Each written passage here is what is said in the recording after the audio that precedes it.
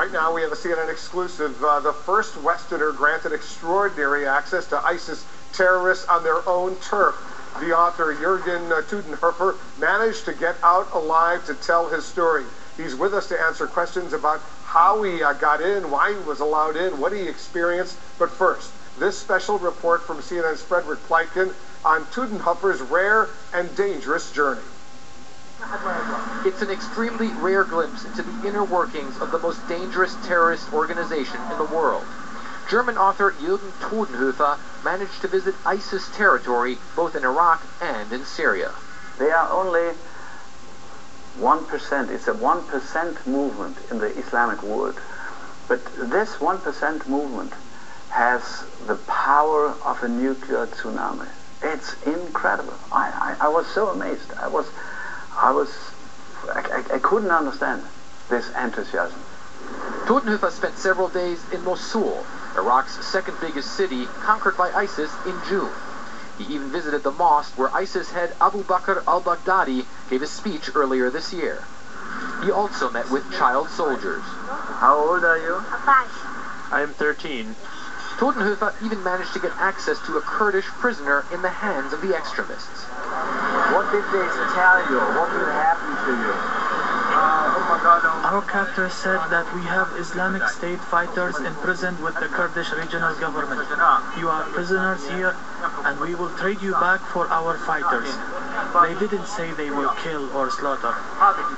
Tudenhofer says people living in ISIS-controlled areas are in fear of the harsh penalties for infringement of the stringent laws. But there's also a sense of order and stability.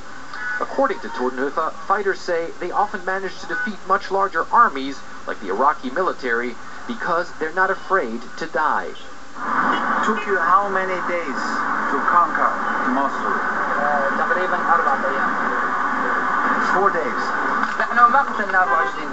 We didn't kill 24, but we killed a score of them. So they got terrified and ran away. We don't retreat.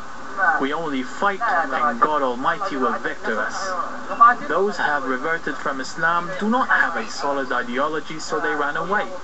They came to fight for the tyrant, fight for money. During battle, he learned, many of the ISIS fighters wear suicide vests, willing to blow themselves up rather than be captured. In one interview, a senior ISIS fighter warns the US and Europe. We will conquer Europe someday. It's not a question of us wanting. We will. We'll kill 150 million, 200 million, 500 million. We don't care about the number.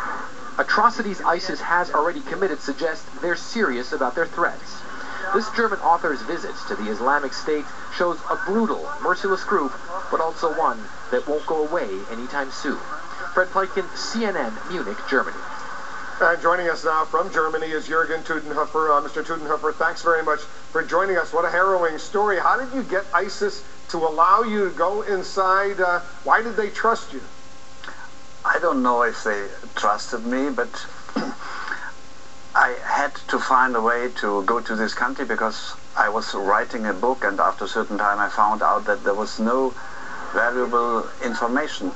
So I wrote on 80 Facebook addresses of German jihadists, and I got 18 answers, and out of these 18 answers I found 2 jihadists, and with one of them, he was from IS, I had discussions during 7 months, and in these 7 months I not only discussed with him the problems of this terroristic organization, I also asked him if I could come to this country and if they would give me a guarantee.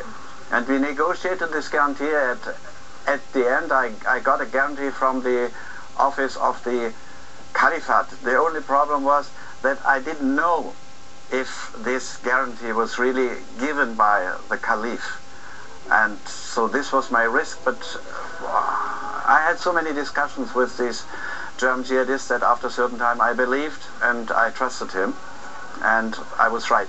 They treated me not nicely, but correctly.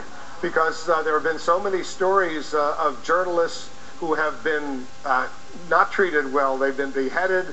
They've been arrested, they've been held, they've been released, some of them, if countries or others paid ransom. You must have been scared that you might never get out of there, right?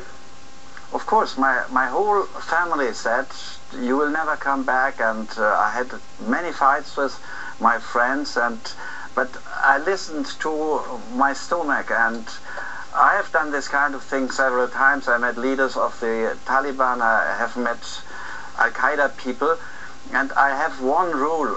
When I write about something or when I talk about something, I try to talk to both sides. So I met, during the last years, I met several times Assad. I was criticized for that too, and I thought after 5 meetings with Assad it was time to meet ISIS.